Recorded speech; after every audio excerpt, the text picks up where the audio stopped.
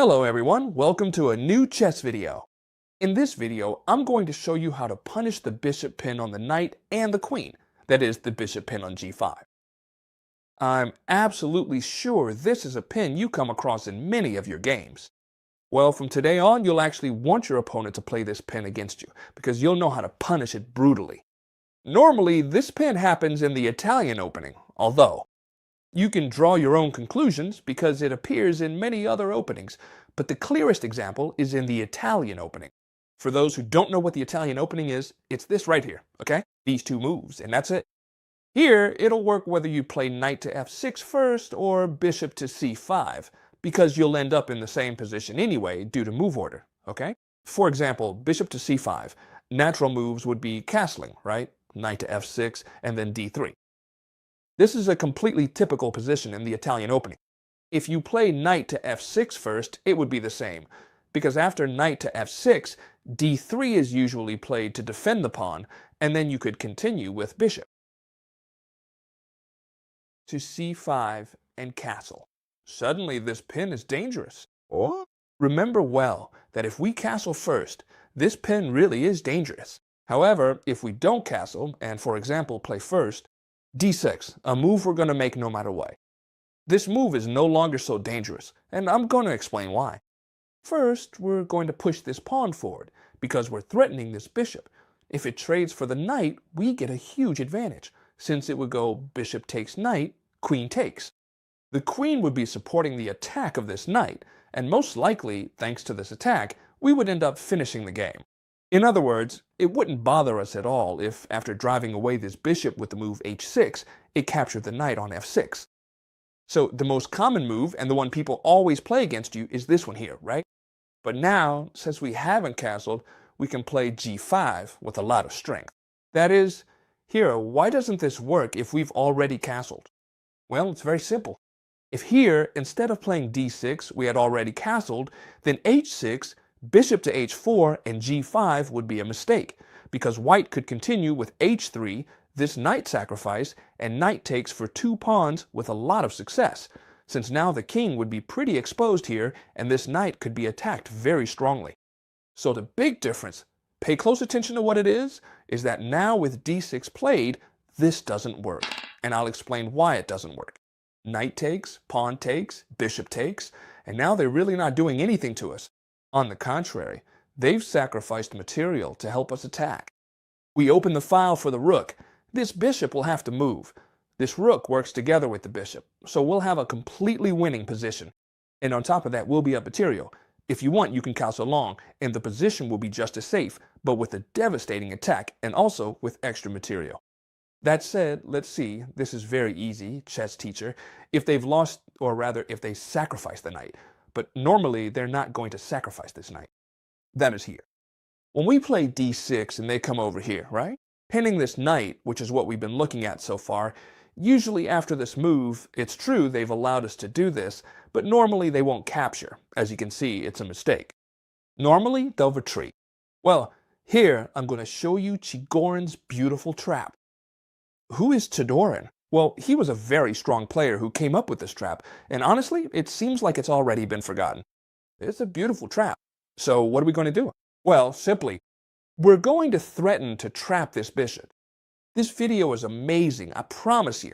Make sure to save it, because if you study it well, they'll never be able to pin this knight on you again. So if you like this kind of video, leave a big like. If we reach, pay attention, I'm going to ask for a lot, but since you all are the best in the world, maybe we'll make it. If we reach 300 likes, okay? If we get to 300 likes, I'll upload a video about how to punish the other knight pin, which is quite different, all right?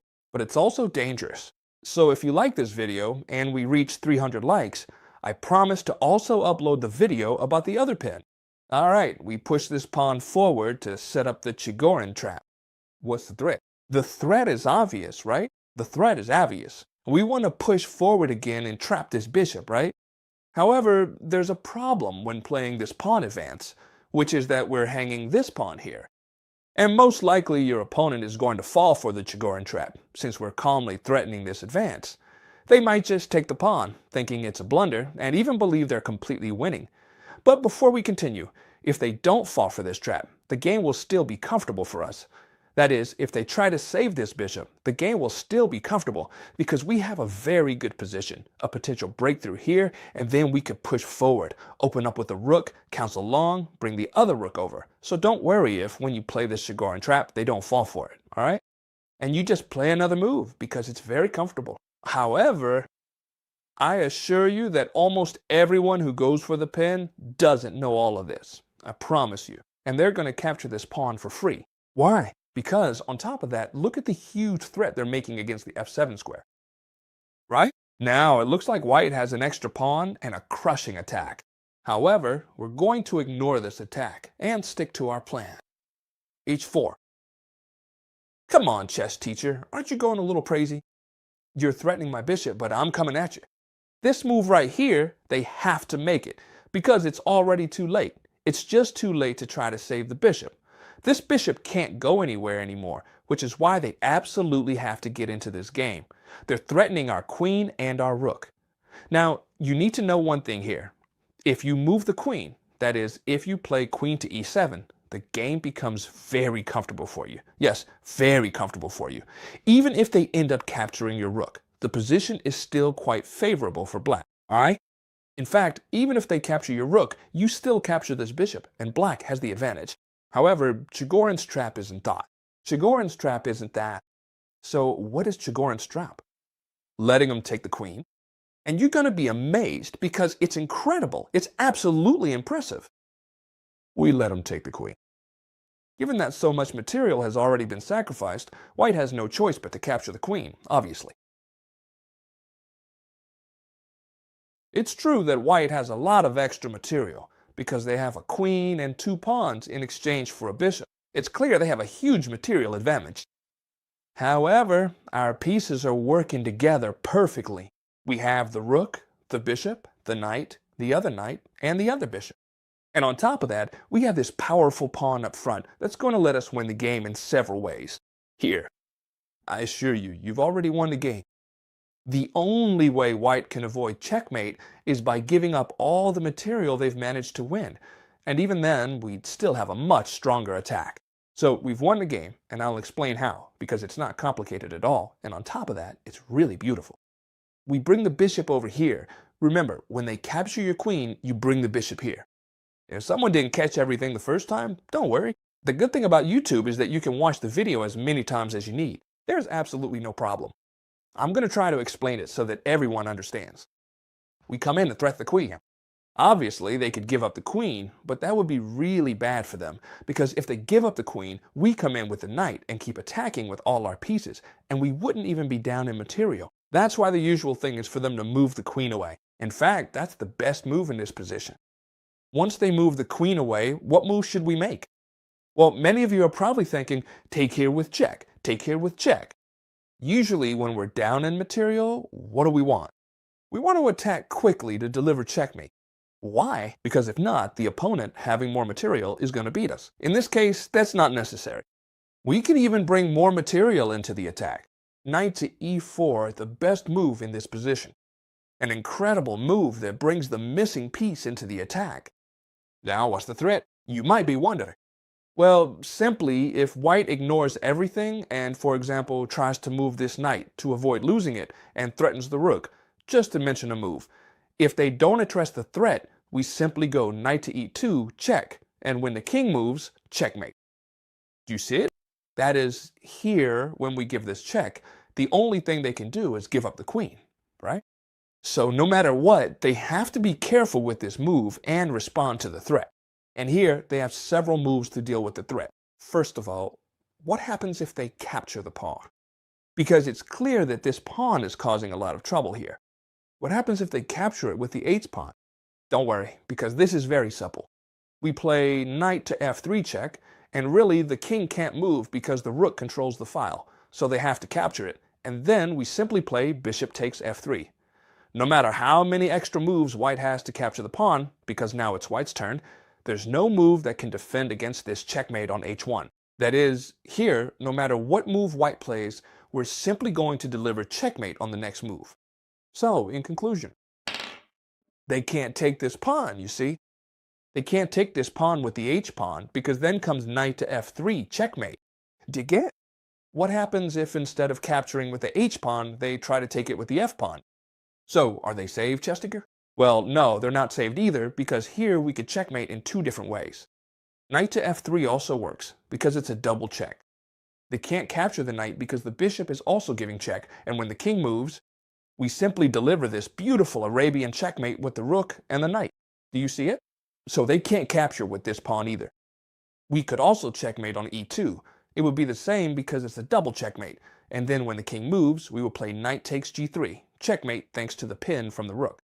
As you can see, there are so many beautiful combinations. So we've come to a conclusion. After knight to d4, they can't even ignore the threat, because then what would happen? Knight to e2 would come, king to h1, and rook takes h2, checkmate. If they try to capture this pawn with the h-pawn, we've seen that knight to f3 was mate. And if they capture it with the f-pawn, knight to f3 was also checkmate. And if you want it, also knight to e2, and then knight takes g3 was also checkmate. Very well, we're seeing here a lot of ways to save yourself. If, for example, they say, well, if you're going to checkmate me here because my king is trapped, what happens if I move the rook to give the king an escape route? Well, it's very simple. Knight to f3 did. Knight to f3 is going to be one of the most popular moves of all. If you do not take the knight, let us suppose you play, for example, king to f1. I could simply play pawn takes h2, and on the next move, I am going to checkmate you by promoting to a queen. Do you understand? I'm going to checkmate you by promoting to a queen. That's why after knight to f3, you have to take the knight. And when you take the knight, we would simply continue with bishop takes f3. And checkmate is imminent. There's no way to avoid the checkmate. For example, let's suppose you play, well, if you play this, I give you a direct nay, right? If you play, for example, pawn takes pawn, you can't. And if you play anything else, first I'm going to take here with the rook, and checkmate will be unstoppable. So another conclusion we've reached is that when we play knight to d4, moving the rook to try to let the king escape doesn't work either. Because simply, I'm going to checkmate you no matter what, again, right? So what happens if, for example, they play knight to c3? Makes a lot of sense, because that way you cover the knight e2 square. We've seen that if you played an unimportant move, I'd go knight to f2, right? And then after king to h1, the mate would simply follow. However, if I play knight to c3, knight to e2 is no longer possible because I would simply capture it. How should I continue, chess teacher, if they play knight to c3? Well, it's very interesting and at the same time quite logical. Knight to f3.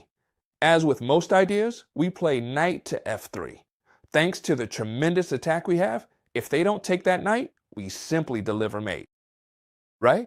If they don't take this knight, we simply deliver mate. I know it's a lot of information, but I repeat, you can watch the video as many times as you need. I'm going to try to explain everything in a relatively short amount of time so that everyone can spend as much time as they need. I don't want to make this video an hour and a half long, you know? So if they don't take the knight, it's mate. If they do take the knight, then what is required to avoid mate? Well, simply, how would it continue? Just like before, bishop takes on f3. And as you can see, mate is unstoppable. They can't capture here because it would be mate. They can't capture here because it's pinned.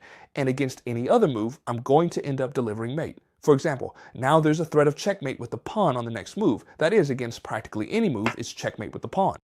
As you can see, it's a brutal way to punish the bishop pin. I really hope you all loved it. If you like this kind of video, I put a lot of effort into them and deliver them to you almost daily for free. Leave me a big like, and if we reach 300 likes, which would make me really happy, then I'll show you how to punish the other pin.